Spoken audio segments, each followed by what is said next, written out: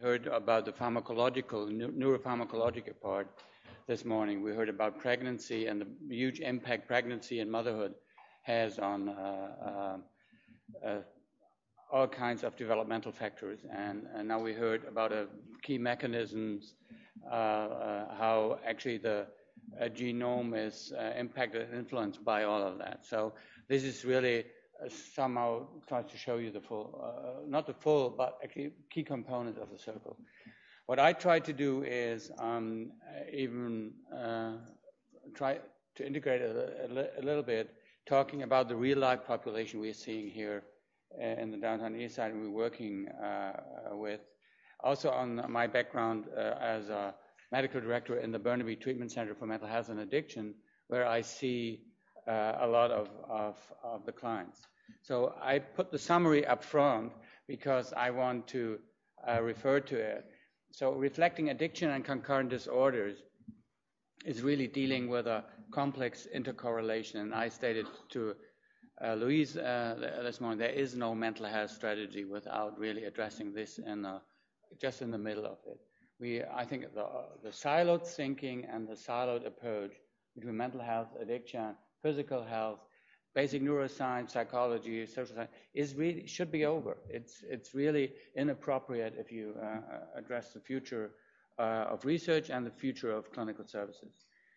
To develop an effective research agenda, we really need more and better interdisciplinary models, including epigenetics, including the pharmacological side of things, including also the physical side of things, really. So one major issue I want to mention very soon is the cognitive impairment part, the trauma part. This is changing lives, this is changing direction, and we need to be aware of that. And the first step is curiosity and respect for other people's and disciplines thinking. So I think it's really much more than just, it's about synergy. It's not only about just adding more perspectives, it's really about synergy and trying really to find things. And I'm looking forward to closer cooperation with my German colleagues here in UBC about epigenetics and other things. Well, it's becoming a major focus also of the Canadian research agenda. So in this talk, I try to really give you a glimpse, a sketch about what clients are we talking about, and actually what does it mean if I talk about concurrent disorders and trauma, because stress is the mildest form we're talking about.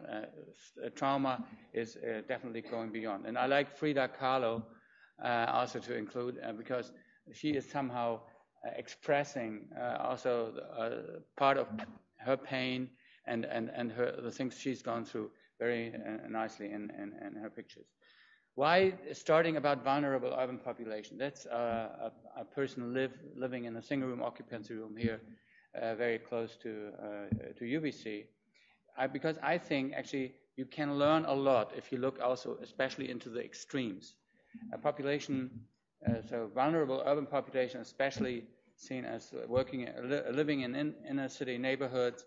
They are socially marginalized. Downtown Eastside is the lowest income area in Canada, and they suffer an extreme level of polysubstance use, intravenous drug use, especially trauma and severe persistent mental illness, and also physical illness. So the life expectancy in this population is three decades less than average. So they die in their early 50s or late 40s instead of becoming whatever 80, 90, or 100, what we probably will, if our genes are really as good as we think. So yeah, this is one of our clients. We started to measure and to address the impact of childhood trauma with some new instruments, and a few studies really could show how big of an effect adverse childhood events like ACEs have on all kinds of outcomes, including physical health, including recovery from physical illnesses. So this big study from Fenotic on adverse childhood event showed that if you have adverse childhood events and they counted it in a very simple way. But if you have an increase in that, the likelihood of early drug initiation is increasing dramatically. Those with 5 indicators have 7 to 10-fold more likely than those with no trauma to report to become drug users and to become also injectors. So that's just one study. Also, to remind you up front also, I think it's important to understand that we're not talking about recreational drug use, enjoying whatever, a glass of red wine now and then. We're talking about a totally different kettle of fish. We're talking about drug use and addiction as a component of more of pain, emotional pain regulation, or real pain regulation than having fun and relaxing. And this is related, as we can study, and especially in this population, is connected to suicidal ideations, to a lot of mood disorders, and also to a lot of behavioral, excessive behavior. So it's related, and so I think the picture of emotional pain is really probably the most appropriate one. So what kind of research to refer to in Vancouver? This is a picture from our beautiful city. So we have several really important pieces of research done that are contributing to this field. One is a study done by our colleagues in the Center for Excellence in HIV and AIDS, and they did a special look due to the HIV risk on high-risk youth. We have about 2,000 people we call street entrenched youth living in Vancouver. My estimations are we have 3,000 street entrenched youth every year here in Vancouver. So they were between 14 and 26 and had a recent use of illicit drugs. And they were especially looking also into childhood abuse.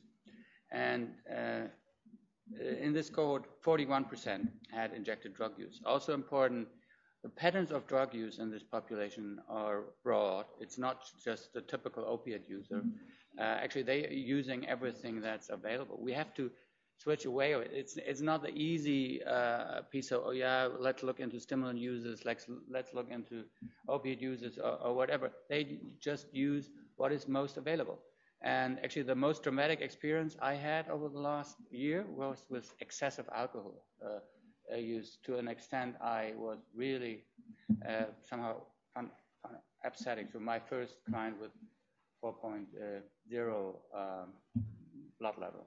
So interestingly, a parent who used illicit drug use was never negatively associated with having initiated drug injections. It's very interesting.